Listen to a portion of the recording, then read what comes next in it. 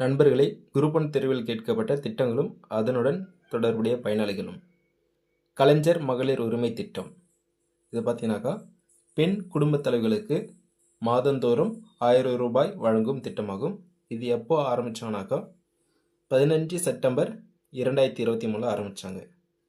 அடுத்ததாக தமிழ் புதல்வன்.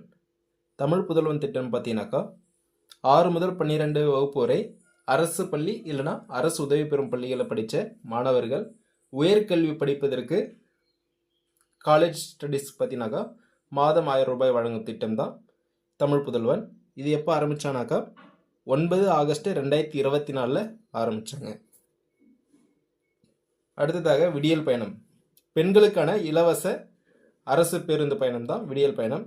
இது எப்போன்னு பார்த்தீங்கன்னாக்கா 2021 மே மாதம் ஆரம்பித்தாங்க. அடுத்ததாக புதுமை பெண் திட்டம்.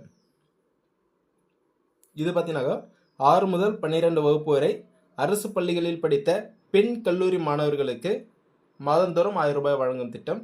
இது எப்போ ஆரம்பித்தாங்கனாக்கா 5 செப்டம்பர் 2022.